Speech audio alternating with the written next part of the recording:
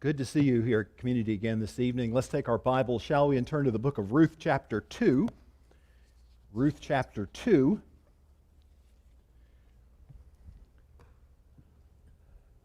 If you find that place, I'd love to invite your attention. Follow along as we read from this chapter. We'll just sort of read through the chapter just to be sure we're up to snuff with the story. Beginning in Ruth, chapter 2 now, verse number 1. Actually, let me back up. I want to read a phrase from the last verse of chapter number 1. So look at this last phrase. And they came to Bethlehem at the beginning of barley harvest. Now, Naomi had a relative of her husband's, a worthy man of the clan of Elimelech, whose name was Boaz. And Ruth the Moabite said to Naomi, "Let me go to the field and glean among the ears of grain, after him in whose sight I shall find favor." And she said to her daughter, Go, my daughter." So she set out and went and gleaned in the field after the reapers. And she happened to come to the part of the field belonging to Boaz, who was of the clan of Elimelech. And behold, Boaz came from Bethlehem, and he said to the reapers, "The Lord bless you." And they said, "The Lord bless you." Then Boaz said to his young man, who was in charge of the reapers, "Whose young woman is this?" And the servant who was in charge of the reapers answered, "She is the young Moabite woman who came back with Naomi from the country of Moab. She said, 'Please let me glean and gather among the sheaves after the reapers.' So she came, and she has continued from early morning until now, except for a short rest." Then Boaz said to Ruth, "Now listen, my daughter, do not go to glean in another field, or leave this one, but keep close by my young women. Let your eyes be on the field that they are reaping, and go after them. Have I not charged the young men not to touch you? And when you are thirsty, go to the vessels and drink what the young men have drawn." Then she fell on her face, bowing to the ground, and said to him, "Why have I found favor in your eyes, that you should take notice of me, since I am a foreigner?" But Boaz answered her, "All that you have done for your mother-in-law since the death of your husband has been fully told to me, and how you left your father and mother and your native land and came to a people that you did not know before. The Lord repay you for what you have done, and a full reward be given you by the Lord, the God of Israel, under whose wings you have come to take refuge." Then she said, "I have found favor in your eyes, my Lord, for you have comforted me and spoken kindly to your servant, though I am not one of your servants." And at mealtime Boaz said to her, "Come here and eat some of the bread, and dip your morsel in the wine." So she sat beside the reapers, and he passed to her roasted grain. And she ate until she was satisfied, and she had some left over. And when she rose to glean, Boaz instructed his young men, saying, "Let her glean even among the sheaves, and do not reproach her. And also pull out some of the bundles for her, and leave it for her to glean, and do not rebuke her." So she gleaned in the field until evening. Then she beat out what she had gleaned, and it was about an ephah of barley. And she took it up and went into the city. Her mother-in-law saw what she had gleaned.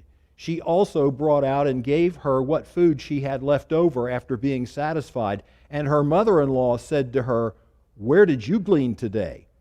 And where have you worked? Blessed be the man who took notice of you."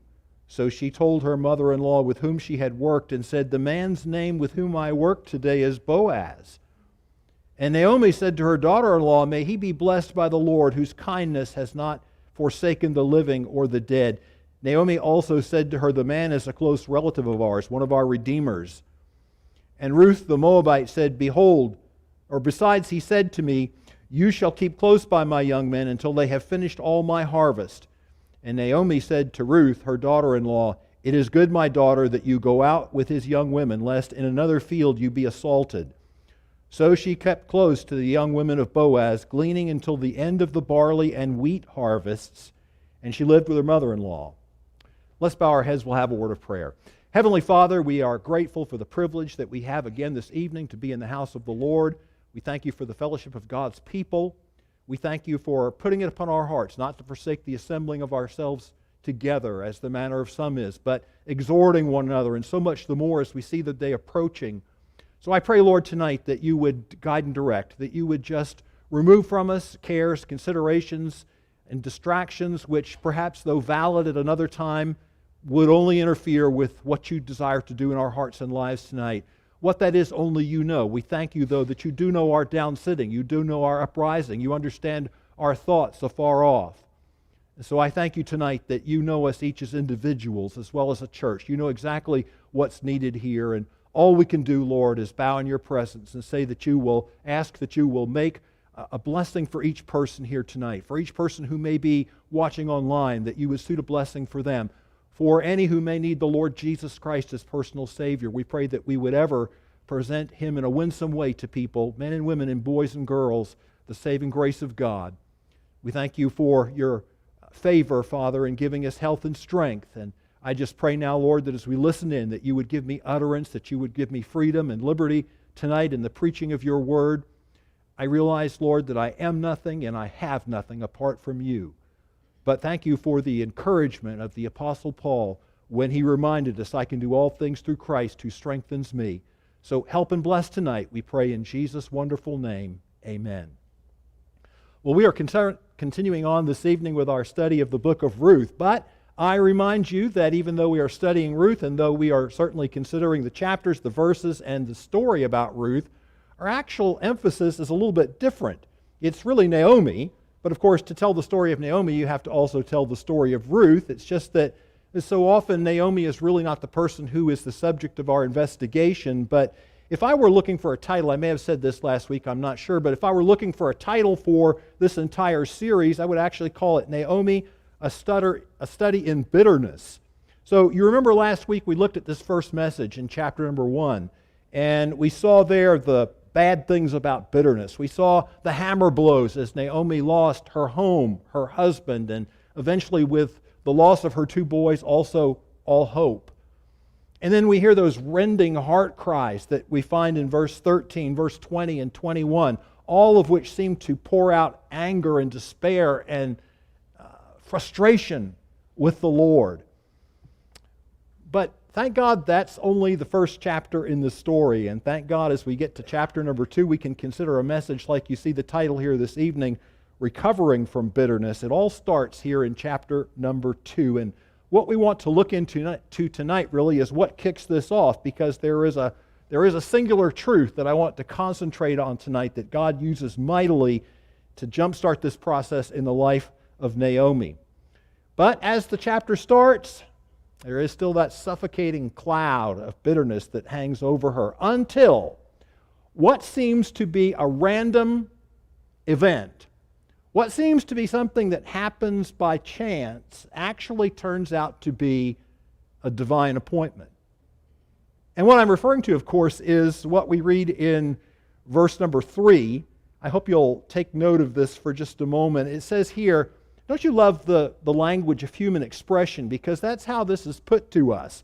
It says in verse 3, so she set out and went and gleaned in the field after the reapers, and she happened. You can just kind of maybe see those air quotes. She happened. So if you read this in the King James Version, it's even more quaint and perhaps even more powerful when it says, her hap was to light upon a portion of the field belonging to Boaz. Well, she doesn't really know anything about this, but God knows everything about it. And as the story moves, we find out that Naomi figures out very quickly by the time you get to verses 19 and 20, this is no random event. This is no happenstance. God is intimately involved with all of this. And so really the journey that we find here in chapter 2, we're going to see it unfold in 3 steps. It's amazing. And what I want to do tonight is to invite you to go with me, and for us to just accompany Naomi in this journey, so that as it unfolds, this truth that awakens her hope again in life and in the Lord may also be a blessing to us tonight. So this journey starts out, first of all, with the despair, and then it moves to surprise, and finally to hope. Hope is rekindled in her heart and life. And as we trace it, we are going to find a very powerful spiritual truth that begins this process of healing. And if you'll pardon me tonight, I want to call it something that I think speaks to the point, but probably you haven't heard it phrased this way before, and that is forgotten providence. I characterize it that way because I think probably, particularly in an audience like this, everyone is at least familiar with the doctrine of Christian providence. We realize that God is in control. But there is more to it really than that, especially when you think about the fact that we know a lot of people who are in control and they don't seem to be doing such a great job. It's not enough just to know that God is in control. It's necessary to go beyond that and know the God who is in control. And to know that He can take any event in life, no matter how untoward it may seem to us at the outset, no matter how negative, and cause that actually to be something that works out for our good and His glory. And how can it be any better told, really, than it is told to us in a verse in the New Testament that probably everyone here knows as a memory verse, when we are told, and this is something Paul says, this is something you can know. We know that all things, not just the things that look pleasant, not just the things that Naomi was thinking about when she said, it used to be back in the old days that things were pleasant. But then all those things happened to her, and that verse continues, all things work together for good to them that love God and to those who are the called according to His purpose. But wouldn't you have to confess tonight that sometimes we let that get away from us? Sometimes we're overcome by all of the problems and difficulties and adversities that come our way. And that's exactly where this story opens as we consider the first scene and the first stop in the life of Naomi. It's really essentially where it was at the end of chapter 1, and that is, it's characterized by despair. You see, Naomi is still basically in the grips of this spiritual stupor, this spiritual fog. Really, I would go so far as to characterize it as a spiritual paralysis. It's a winter barrenness and deadness that characterizes her life. It's as if whatever has a hold of her, and of course we know ultimately that's bitterness, it's as if whatever has a hold of her has sapped whatever spiritual vitality and energy away from her. Folks, I just want to pause here tonight and tell you something. That's scary. It's scary to think about the fact that something can creep into your life and remove from you all the hope, all the vigor, all the spiritual vitality, and leave you basically a spiritual basket case, unable to really do very much at all. And why do I say this? Well, because as we look in the story, whose initiative is it to go and glean? It's not Naomi's. And this is rather curious because I hope I can help you to see this evening that this is actually the first phase, as it's revealed to us, as a rather strange role reversal. And what do I mean by this? Well, what I mean by this is the older person is Naomi. She's really the person who ought to be the leader. And not only is she the older person who ought to be the leader, but you know what? This is Naomi's home. This is Naomi's town. These are Naomi's people. And none of this is true for Ruth. She's not only the younger woman who ought to be by all rights looking up to the older woman for leadership, inspiration, and guidance, but she's a foreigner, as she points out later in the story. She's a Moabite woman. She doesn't know anything about Bethlehem and only what she's learned and heard through Naomi about the land of Israel, but yet it's her initiative. It's almost like, if you can just sort of picture it in your mind this way, these people didn't have much. It's obvious that they were still in a position of being very poor. So it's kind of like, if you're Ruth, you're sitting there and you're kind of looking, and every day the cupboard gets a little bit more bare. There's a few less cans of beans. There's less in the refrigerator. Most people in America don't have that problem. Most of the time, the problem that we have is you open the refrigerator and you can't find what you're looking for because there's too much in there. And by the time you find it, okay, that's a lost cause. But it's almost like that. It's like she's thinking to herself, and finally she says to herself, why don't I just go and glean? And it isn't Naomi who points that out. Now, here's something interesting. It's clear that Ruth is aware of the privilege of gleaning. Yet there's a really delicate balance here because she's going to go out, and she's the one proposing this. She's going to go out and glean, but yet she's not an Israelite. Well, we can look in the background of this in the Old Testament. So these verses from Leviticus will help us to become acquainted with what custom is being observed here. Because it was written in the law, when you reap the harvest of your land, you shall not reap the field right up to its edge. Neither shall you gather the gleanings after your harvest. Verse 10 says, "You shall not strip your vineyard bare, neither shall you gather the fallen grapes of your vineyard. You shall leave them for the poor and for the sojourner. I am the Lord your God." But again, there's this delicate balance, and we can go back to this here for just a moment because I can point out to you all through the chapter. So in verse 10 of chapter 2, also in verse 2, also in verse 6, it's like the writer goes out of his way, and even Ruth refers to herself as a stranger, but the writer goes out of his way to keep reminding us. And by the way, I hope when you read this chapter, one of the things that you get out of it is this: whoever wrote this book is a consummate storyteller. It's just like this has you on the edge of your seat the whole way through. But he keeps intentionally referring to her as Ruth the Moabitess, or the Moabite woman.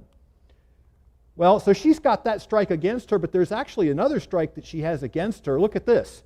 Because it's one thing to be a foreigner, and we can say it should be the same for foreigners as it is for us, but we know in practice it often doesn't work that way.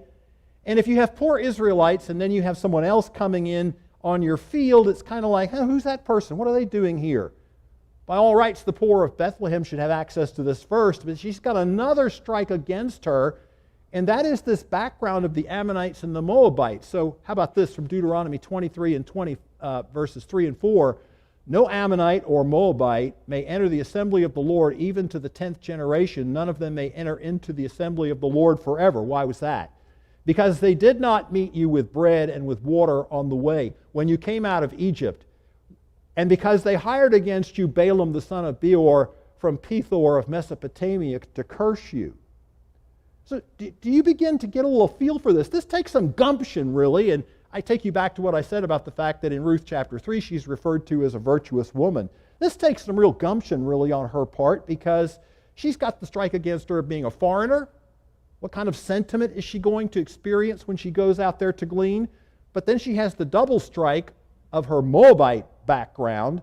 What is she going to encounter that's kind of magnified by that background? But here again, here's a second thought. Naomi seems to be so numb that she also hasn't considered not just the gleaning, the provision for gleaning, that she could well have said to Ruth, "Hey, we can glean, get on out there, help us out here." She doesn't do that. It's because she's gripped in this spiritual paralysis, this numbness. But then there's something else. It seems like she doesn't even think of the possibilities that are inherent in the kinsmen that she has to know are in that place. And it actually turns out that there are two. There's Boaz, and of course there's the unnamed kinsman who appears later in the story in maybe not quite so favorable of a light. But here's something that's quite interesting. You may have caught this in the reading. There's a difference, and this is brought out to us by the addition of this detail. In verse number 1, it simply refers to Elimelech as a relative or a kinsman. Notice it says here, now Naomi had a relative. That's all it says. It doesn't say anything about him being a redeemer. But when you get down to verse number 20, then you'll notice the man is a close relative, so he's called a relative again. But then she adds, one of our redeemers. And in the Old Testament, this is the Hebrew word goel, which is the word for a redeemer.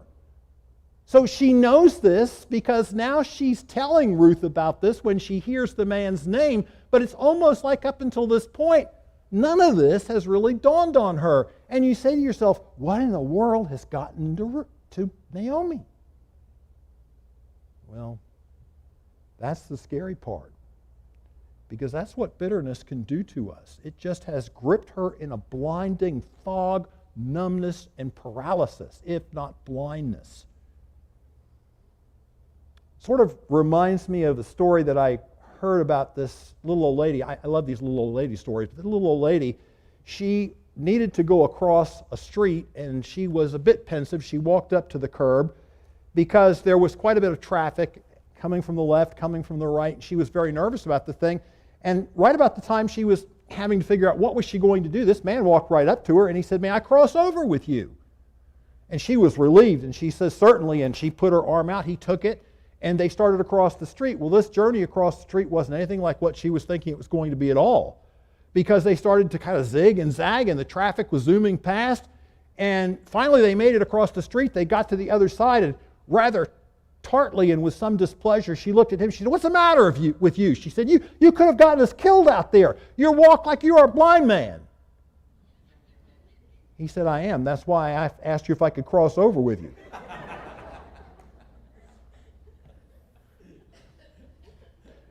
Well, nothing like a little chuckle for us to kind of look at ourselves and see ourselves in the mirror, isn't it? I mean, here's the person that the woman was looking to, thinking that he would be the guide and the leader and the help, and he nearly gets them killed. And this is kind of where Naomi is. And so there is one, before we leave this first stop on the journey here in chapter number 2, there's one little detail that we just have to look at before we go, because everything I've said so far really just casts into a greater light of irony this statement that Naomi made back in chapter 1, when that bitter cry of hers, when she says in verse 21, it's the last one, she says, "I went away full, and the Lord has brought me back empty." Well, look, folks, I said this to you last week. You're not going to find me rushing in to judge Naomi. I don't know. I just hope I could do better than what I've pointed out to you in some instances that she did if those events were to happen in my life, but I don't even want to think about that. It's a waste of my time to think about it, because you don't have dying grace until it's time to die. So I'm not going to worry about those things until I'm presented with them. But if you ask me, I'd say I'm a big coward. That stuff scares me. But she's got this totally wrong, and this is the whole point. See, she's gripped in this. It's just like this. The bitterness has just sapped it all out of her, so she can't even see her way forward. And she's lost sight of the fact that she's had a rough time. There's no question about that. But she has not come back empty. God always has His compensating blessings. God may take something away over here, but He has something over here that He compensates that with, and God is always doing that in our lives. Unfortunately, she didn't begin to see this until later, but you will notice, and I think you're familiar enough with the story of Ruth to remember this, that when we get to the end of the book, it's the women who point out to Naomi, "She's better to you than 7 sons." Well, you probably wouldn't have said that right now to her, but as time goes on and the healing process takes place, she's in a position to see what God had really done for her. Even though her sons were gone and her husband was gone, she had Ruth. Well, that's enough about that. Let's get to the second thing, and that's surprise. Now, this starts really getting good. And I really get excited about this story because I think we all sort of like surprises, at least pleasant ones. But, even though Naomi is really what I want to work towards in talking about surprise, let's talk about something else first. Naomi isn't the only one to be surprised here, because Ruth is the first one to get a surprise. Now, I've spent this time telling you the things that might have been sort of intimidating to her. She's a foreigner. She's also a Moabite woman. She goes out to glean in this field. Well, her first fears are perhaps bedded down when she gets to this place. She doesn't know she's at Boaz's field. And if she did, she wouldn't have known who Boaz was. But she gets to this field, and they're accommodating enough. Whatever she said to them, they didn't run her off. They didn't give her a hard time, and she's out there gleaning in the field. And who knows how long she'd been there, but probably not too terribly long before Boaz, who's kind of watching over things since it's his operation, comes to the field.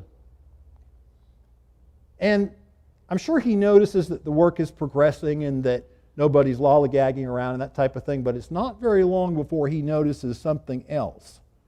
And so look with me at verse number 5, and it says here, Boaz said to his young man who was in charge of the reapers, "Whose young woman is this?" Well, I'm telling you folks, that statement is like Rice Krispies. You add milk and it snaps and crackles and pops. I mean, the old boy noticed.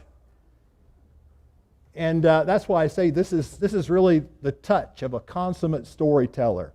It's just so human that you can get right into this story. And old Boaz, we don't even know if he was ever married before or not, but he walks up there, everything's going great, and then he sees Ruth. Who's that? He just happened to notice.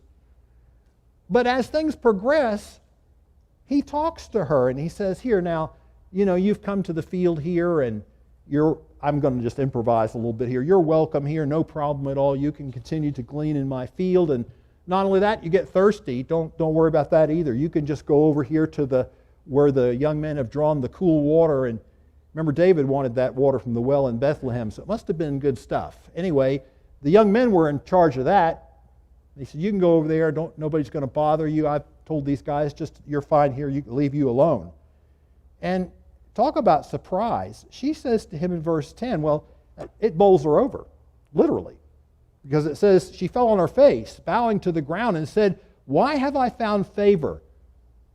Now, don't miss the word favor here, because we encountered it actually earlier when Ruth proposed this whole enterprise. She said in verse 2, let me go to the field and glean among the ears of grain after him in whose sight I shall find favor. Well, see, the ESV translates it favor, which is perfectly fine because it's a word that has a range of meaning, and that's a fine translation for it. But it's the regular Old Testament word for grace. And Ruth is quite cognizant of the fact that grace has been extended to her. She went out so worried that this was going to be a potential problem as a foreigner and as a Moabite woman. And instead she receives a welcome in that place. And what a shock it is to her. What a surprise. She says to Boaz, why have I found grace? Why have I found favor that you should take notice of me since I am a foreigner? What another surprise she gets when Boaz says to her, well, it's not like I haven't looked into this. It's not like I don't know something about who you are and what you've done for your mother-in-law. And you know something? The God of Israel, under whose wings you have come to take refuge, will reward and repay you for what you have done. I'm sure those words must have meant a great deal to her, but this interlude for now ends and things get back to kind of normal until it's mealtime. Then Boaz starts talking to her again. Verse number 14. Boaz says, you can come on over here and eat with us. Well, just what do you think she had brought for lunch? Or do you think she had brought anything for lunch? I don't know. Must not have been what Boaz had to offer, though, because he provides for her some of the roasted grain, the bread, and says, you come here and can dip your morsel in the wine with us. And so she does that, and whatever he gives to her is enough that she's got more than she's used to having for a lunch, even out there working like that. And she stows some away. She's got something in mind for this doggy bag that she's going to take home. And Boaz then, as she goes back to start gleaning again, he talks to his servants again, and he says, just let her glean even among the sheaves. In fact, you can even let some of the, I like the way the King James phrases that, handfuls of purpose. You can let some of that drop too, and don't even bother to be concerned about it. You have to wonder what some of these servants were thinking too, but anyway, they were fine with that. Everything went well. But that's surprise as far as Ruth's part is concerned. You talk about the real surprise comes next. I mean, I like, again, the storyteller and how he tells us this story, because we get to verse 18 and it says, she took it up. Well, what did she take up? It says that she was able to come home with an ephah. I'm sure that means very little unless you have a footnote on it or unless you go and look it up. But here's what I'm going to tell you. That's like coming home with a 3/5 of a bushel. So if you've been anywhere to buy apples or anything like that lately, you know what a bushel is. You want to know what that weighs in barley? About 30 pounds. I mean, folks, she's coming home with a lot of food. A lot more than they were used to having. She's got food enough for a lot of days. And so then the writer tells us her mother-in-law, she took it up and went into the city. Her mother-in-law saw. So here's my next question. Why do you think Naomi was in a position to see it?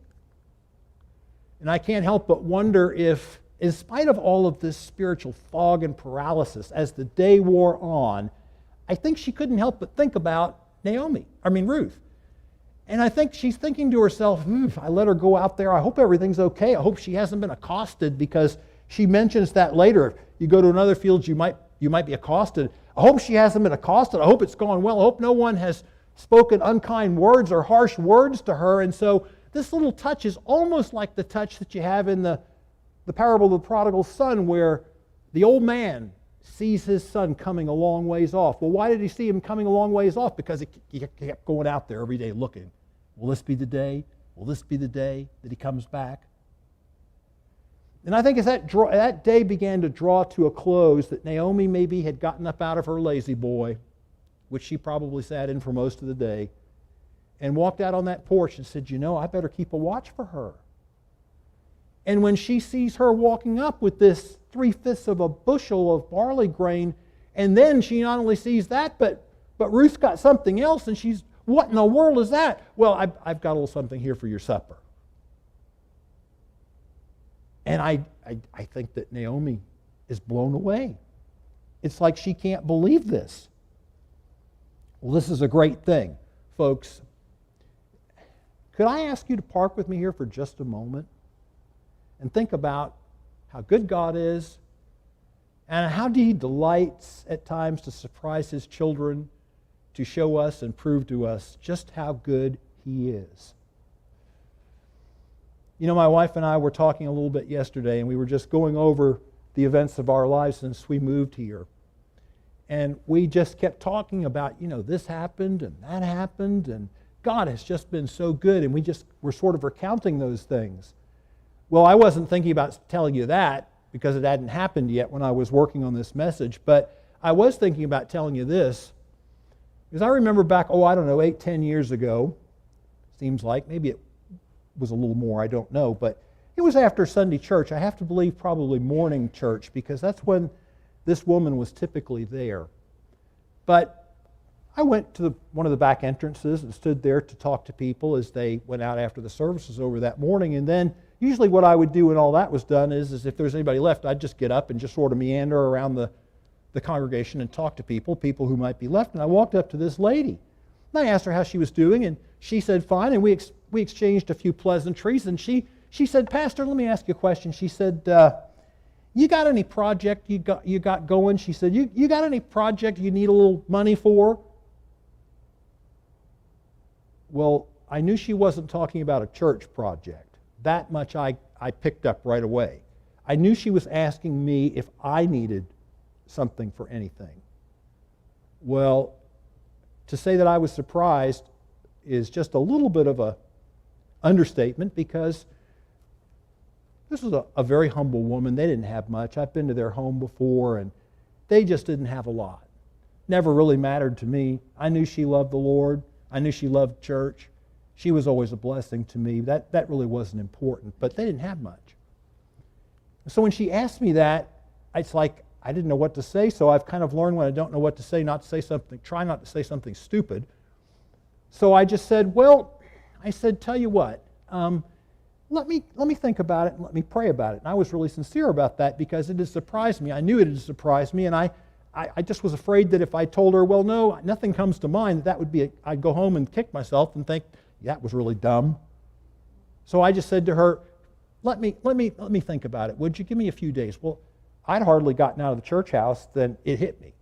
It hit me that I'd been thinking about the fact that, behind our house, there was a privacy screening that we just needed to replace, because the people who put that there before we bought that property, it was just some skimpy little pine trees, and after a period of time, those things, some of them I had to cut down because they worried me they were too close to the house and they could blow over, and it just wasn't what it needed to be. And I had this in mind, a project, but I knew it was going to cost some money, and I didn't have enough money for it, so I made a few inquiries and found out, and so I went back to her, and I said, I got the answer to your question. I said, I do have a project. I need to replace this up at the house. And I said, I got some information on it. And, if you want, I can share that with you. I was a little bashful, because I did call a guy that I trusted, and I said, what's something the deer are going to leave alone? Well, that's really not anything. if they get hungry enough. But there are some things they will wait till the last resort. So I had my choice made, and I knew, how much is this going to cost? He gave me a price. It was around $2,000 or a little bit more. So I'm thinking, how am I going to go back and tell her this? She said, well, how much is it going to cost? I said, Nancy, it's going to cost a little money. I said, probably around $2,000. She said, fine, I'll get you a check. I found out later that she had come in either into a small inheritance, or else someone had a life insurance policy. And God put that on her heart. And folks, I'm telling you, so many things like this have happened in life. Have I had the lumps? Have I had the hardships? Have I had the adversities? Oh yeah, I can tell you about those, but I'd rather tell you about these. Because this is what God delights to do for His children. Right about the time that this about envelops us and swallows us, and we have forgotten God's providential dealings in our lives, God pops up with something to prove it to us again, and it's usually exceeding abundantly more than we could ask or think. Which brings us to the last part of this story, and that is hope. That's sort of what this whole thing is building towards. You see, something really happens when she hears the name of Boaz. It's like somehow she's shaken out of this spiritual lethargy, this spiritual blindness. She says, and this is another of these consummate questions that's asked. She said, "Where have you gleaned today?" And her mother-in-law says it in verse number 19. Where did you glean today? I don't mean to keep laboring a reference, but I can't help but remember this text, because the way that's phrased in the King James Version is, where hast thou gleaned today? And even though it's probably been 40 years ago, some of you will remember this name. I can remember Harold Seitler, right here in Greenville, Tabernacle Baptist Church, preached a message on that very text. But he had that booming preaching voice, where hast thou gleaned today? You've heard that before. I've never forgotten that sermon. I've never forgotten that sermon. I can remember a few others he preached too. But this is a great question. I mean, she sees this stuff and she knows right away. This is when it clicks on in her mind. What started out as what seemed to be something random turned out to be something divinely ordained. She says, where did you glean today? And her daughter-in-law says, well, the man's name with whom I worked or I wrought today is Boaz. Ching! This light goes on.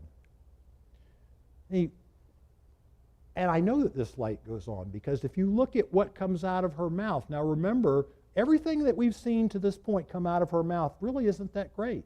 You have those three heart cries in chapter number 1, verse 13, verse 20, verse 21. They're cries of really that reflect despair, anger, bitterness, even directed against the Lord.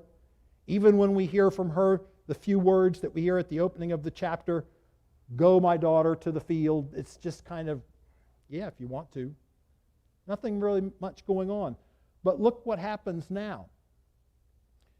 Verse 19, her mother-in-law said to her, where have you gleaned today? Where have you worked? It's like she's figured something out. Something's going on here. Look at this word. Blessed be the man who took notice of you. So she told her mother-in-law with whom she had worked and said, the man with whom I work today is Boaz. And what does she say? Oh, Boaz, huh? He's a close relative of ours. In fact, a Goel, a redeemer. Well, I guess the question is, why didn't she think of that at the outset of the chapter? Well, she didn't think of it at the outset of the chapter because she was gripped with this blindness and this paralysis and this spiritual numbness. But now what's happened is the realization has come to her, you know something? God has not forsaken us. God is not AWOL. God is here, God is near, and most importantly, God is working. How is God working? 3 quick thoughts. First of all, God is working mysteriously. And you can see this on 2 fronts. First of all, Ruth knew nothing of Boaz, right? I mean, she went out to glean. No one had told her about Boaz. No one had even said anything so far as we know about there being any relatives or any. She's more nervous that it's going to turn out to be something not so good. But not only does Ruth know nothing of Boaz, but Naomi knows nothing of Boaz's quiet interest in that he's followed this whole thing as it unfolds. We know that from verse number 11 when Boaz tells Ruth, "All that you have done for your mother-in-law since the death of your husband has been fully told to me." So this is not quite what Naomi has envisioned. This is not quite the deal where she's thinking, nobody cares, God has forsaken me, no one even knows how desperate my circumstances are. She didn't even realize that God had already appointed someone to inquire into her circumstances in the beginning stages of what God's plan that He wanted to work out. And all this was going on, sight unseen, behind the scenes where no one could see it, but God was working. I rather like what someone said about the word coincidence. They said coincidence is just when God chooses to remain anonymous. So you could call it anonymously or you could call it mysteriously, but that doesn't mean that God is not at work. In fact, how do you know? How do I know that God isn't at work right now? Right now, preparing something for you. Right now, preparing something for this church.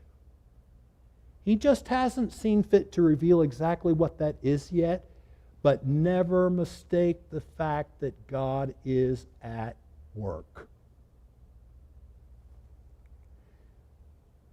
But He not only works mysteriously, He works generously. You ever think about the fact that she could have stumbled out there, not only into the field of somebody who would have been unfriendly, but she could have landed where that other relative was. He was of a different bolt of cloth. He wasn't quite so generous, if you recall, in the story.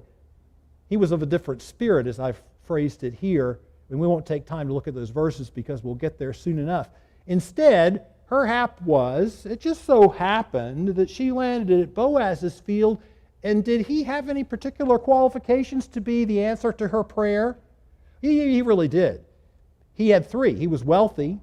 That's where you see that. Look at verse 1. Now Naomi had a relative of her husband's. This is the storyteller telling us this, not Naomi. Naomi had a relative of her husband's, a worthy man.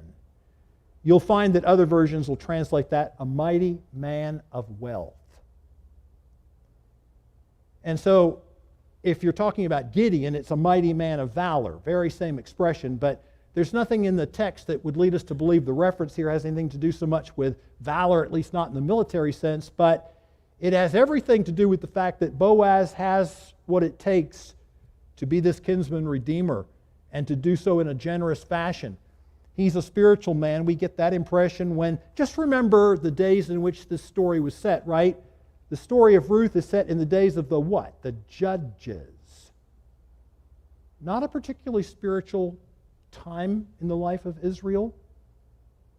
But yet when this man comes up to his field, the first thing he says in verse number 4 to his workers is,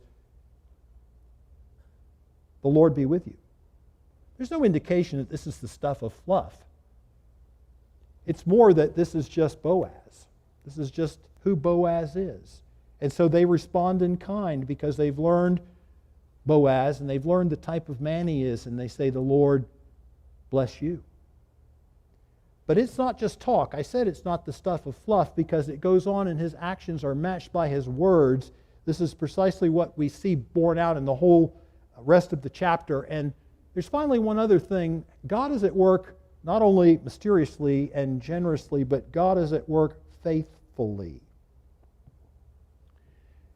Naomi says something about this when we get to verse number 20. And she says, there is a close relative of ours. I'm sorry, let's back up earlier in the verse. Naomi said to her daughter-in-law, may he be blessed by the Lord, whose, and notice the next word is kindness.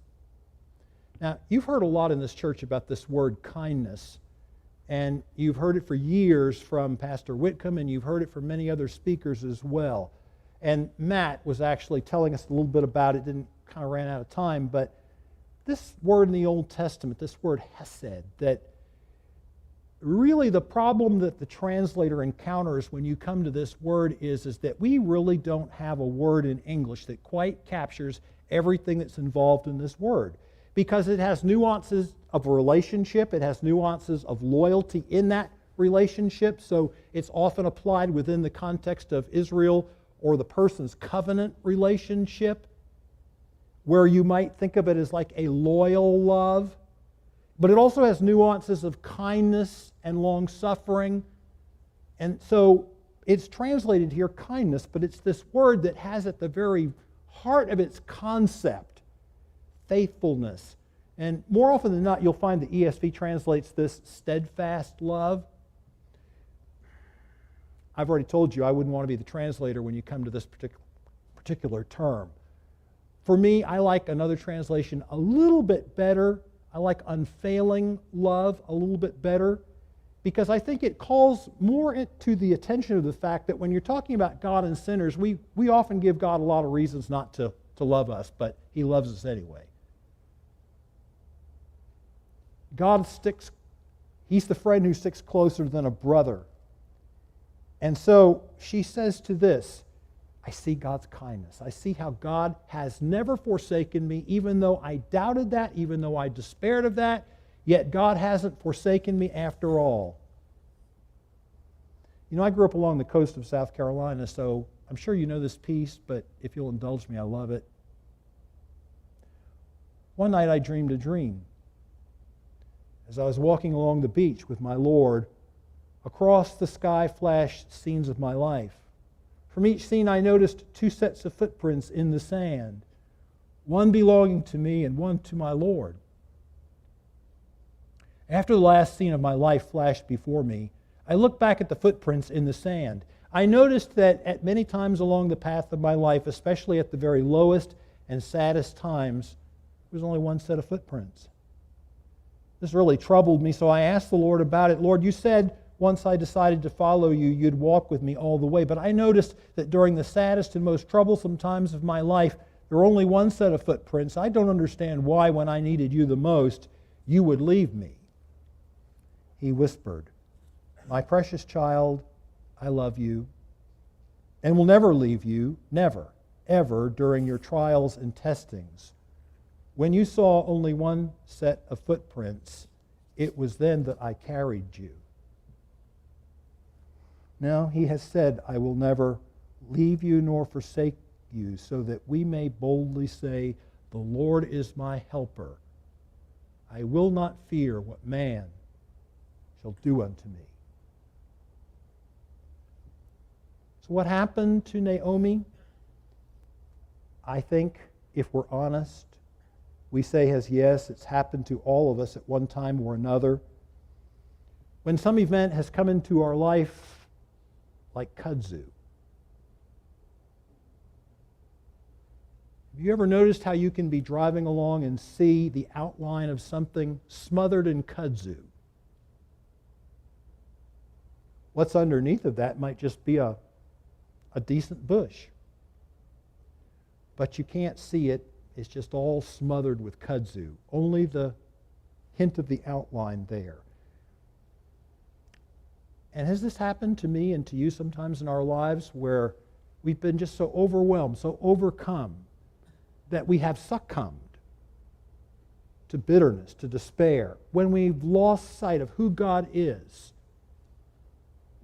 and how full of love He is for His children? And once this bitterness in the life of Naomi is in full bloom, like the kudzu, it obscured the truth that she had known since her childhood. That's forgotten providence. And the key to the power of the truth of providence is exactly, there's a little key to this in verse 12. We close here. When he says to Ruth, a full reward be given you by the Lord, the God of Israel, under whose wings you have come to take refuge. Or as it's also translated, under whose wings you have come to trust.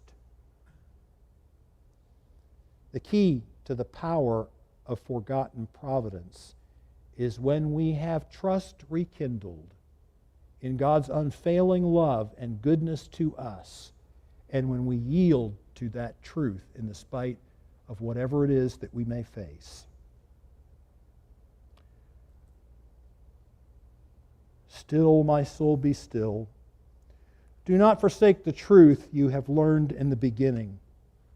Wait upon the Lord, and hope will rise as stars appear when day is dimming. God, you are my God, and I will trust in you and not be shaken. Lord of peace, renew a steadfast spirit within me to rest in you alone. To rest in you alone. O God in heaven, we are humbled tonight with how loving, how kind, how good, how gracious. You have never, ever left us, but we have doubted you. So I pray that you would forgive us for those times when we have grown dim and let slip away precious truths that have the power to see us through and rekindle hope and encouragement and trust in you again tonight.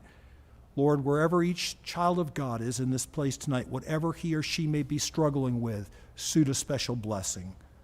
I pray in Jesus' name, amen. As we close the service, we will sing Now Thank We All Our God. And as Americans, we usually associate